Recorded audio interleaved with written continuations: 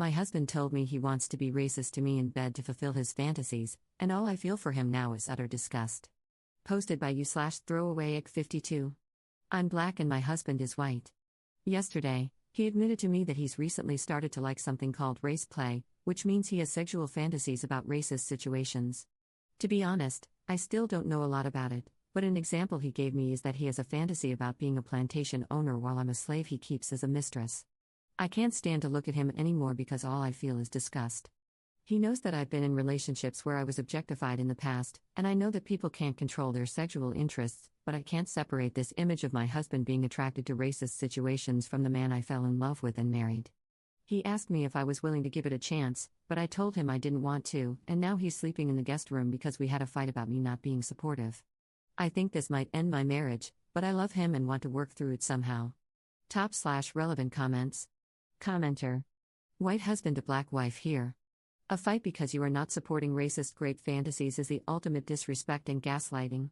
Even if you want to give him another chance, you can't unsee this. I'm so sorry. Commenter 2.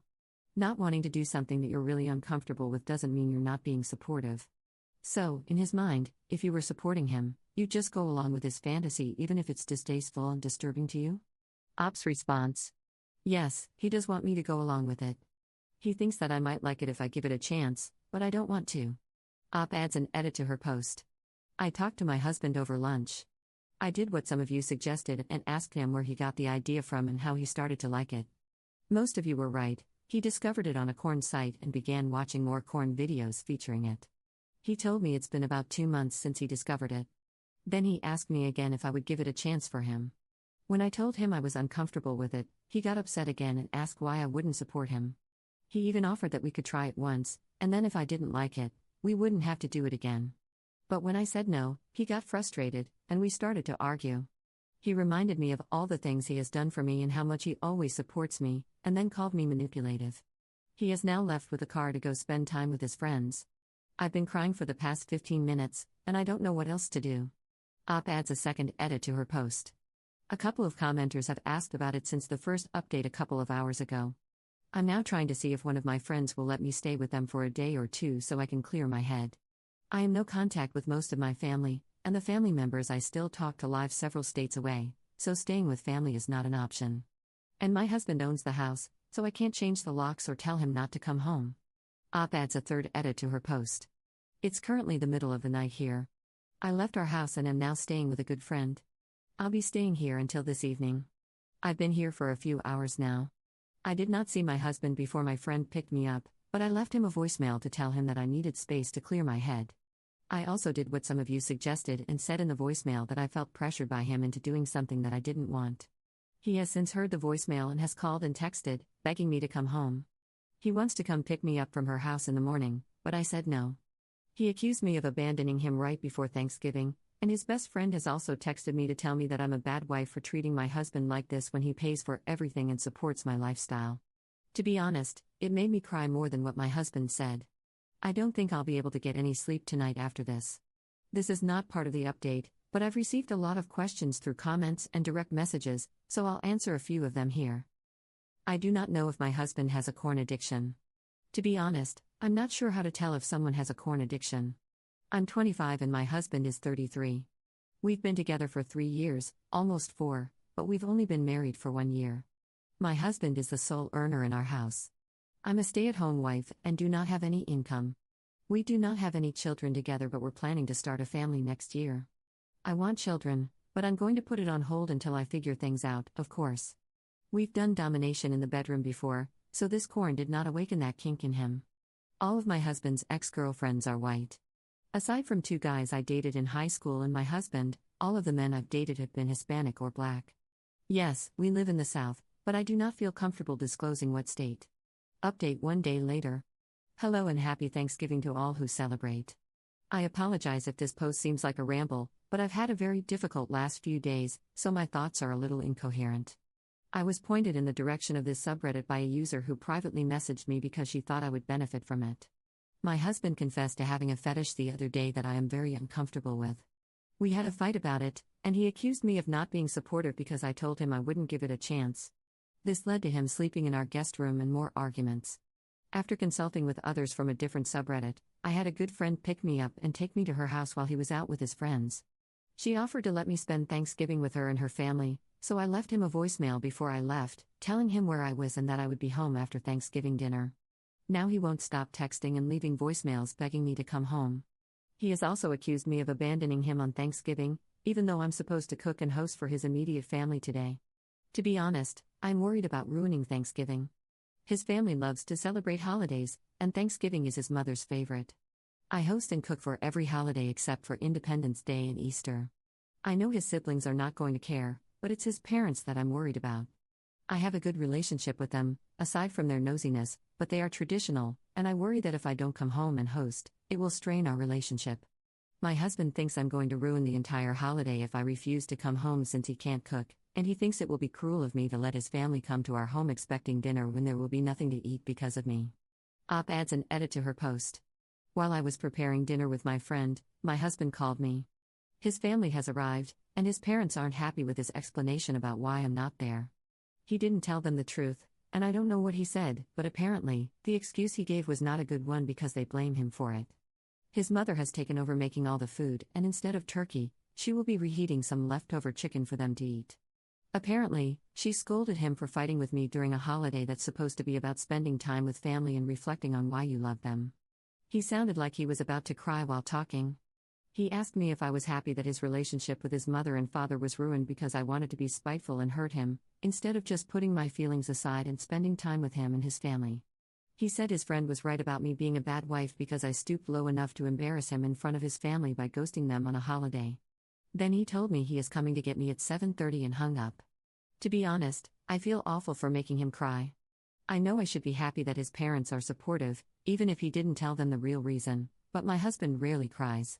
I feel terrible for hurting him like that. I think I messed up by not going home, but I don't know what to do. Op adds a second edit to her post. Not an update, but please stop suggesting that I go to my family. I am no contact with most of my family, including my parents, for a reason that I do not feel comfortable disclosing. The family members I am in contact with are more distant relatives. And before any of you ask, no, my husband does not have anything to do with why I'm no contact with my parents. I have been no contact with them since before we entered a relationship, and he has never met them. Second update 9 days later. A lot has happened, and I have not been able to come back here until this morning. I'm sorry. After my last post, I did go home with my husband. He locked himself in the bathroom, but he eventually came out. We had a conversation, and I apologized for upsetting him. He also apologized for making me cry. That Friday, he made his friend apologize to me, and he also apologized to me for everything else and said that he wanted to fix things. He bought me a necklace and bracelet during his Black Friday shopping to show how much he loves me. That night, we slept together for the first time since all of this started.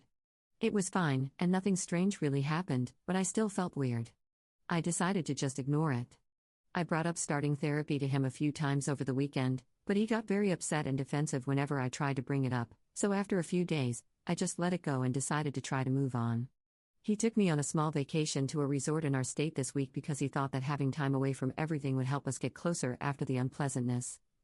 I was happy to get some time away to clear my head and spend time with him so we could make things work, so I agreed.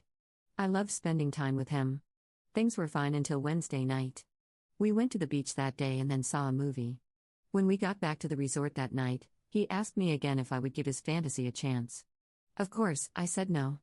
But he insisted and got frustrated when I refused again. He blew up on me and asked why I was doing this to him when he's been doing everything right. To be honest, I got very scared and tried to go into the bathroom, but he grabbed me before I could and pinned me down. I couldn't do anything about it. I just lay there and cried.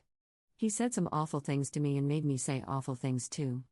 I feel disgusting, and now I can barely stand to look at or think about myself. I've thrown up most of the food I've had since, and I'm having nightmares. We came back home today, and I've been in our room the entire time. He has been acting like nothing happened and thinks that I just came down with the flu or coronavirus. I wish I had listened to you all. You all were right, and now I don't know what to do. Third update 5 days later. I am feeling exhausted from everything happening currently, but I thought I would update everyone to let you all know that I am currently staying with a friend. To be honest, I've been depressed these last few days, and my nightmares have only increased. I haven't seen my husband in person since I left, but he won't stop calling and texting, begging me to come home. I don't know what I'm going to do yet, but I am grateful for all of the kind words and support. Top/relevant comments. Commenter. You have been essayed, manipulated, and gaslighted. Your husband is horrifically abusive. Please press criminal charges and take him for all he is worth, because he is pond scum and not a man. Ops response. I did try to talk to the police with my friend a couple of days ago, but the officer I spoke with said that it would be his word against mine because I have no proof. Fourth update 2 months 3 weeks later. I'm sorry for not updating you all on the situation in over 2 months. To be honest, I have been very, very depressed, and I haven't felt motivated to do much of anything recently. But I thought you all deserved to know how the situation stands. Unfortunately, I suffered a miscarriage on January 12th. I won't go into detail about it, but I had only known about it for 3 weeks when it happened, after I went to the doctor for testing like some of you suggested. I was at 10 weeks. My husband and I are back together. I've been back at the house full-time since the first week of January, after coming back for a few days over the holidays. He promised me that he would change and be better if I came home, and I felt guilty about not letting him prove himself, so I agreed. He hadn't known about the baby before I miscarried, and he was angry that I didn't tell him, so we got into an argument at the doctor's when he found out. My husband's mother talked to him about it after he told her what happened, and he apologized for screaming at me while I apologized for not telling him. Other than this incident, he's been supportive and gentle.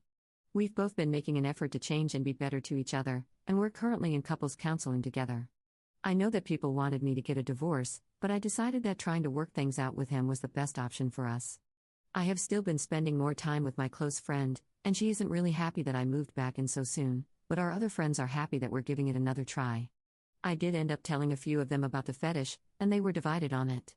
Either they thought it was weird, or they didn't think it was worth the fuss I made. So I guess opinion about it is still divided. But I am also planning to get a part-time job soon. My best friend said that she'll help me get one. We haven't had sex or done anything of that nature since I've been back, for obvious reasons. And he hasn't talked about his fetish to me either. We did have a talk about what happened when he forced himself on me, and he said that he didn't know I was upset since he thought I was enjoying it because I didn't try to get up after he started. I guess I should have told him to get off or something, but I did cry a lot during our talk, and he said sorry and that he didn't know. I know this isn't the update some of you wanted, but I do feel supported and loved by my husband right now, and I want to just heal from this loss now along with him. I will update soon if I feel the motivation to. But if not, then I will probably come back in a month or two. Fifth update 1 year 8 months later. I'm sorry for not updating you all in almost 2 years, but I wanted to briefly update everyone and let you know that I am alive, safe, and no longer with my soon-to-be ex-husband. The circumstances are less than ideal for multiple reasons, but I'm safe, and I'll never go back to him. I will post a longer update sometime this week, but in the meantime, I'll be happy to talk with anyone about things if they are curious. I just wanted to say that I am grateful for all of the kind words and support that I received from you all.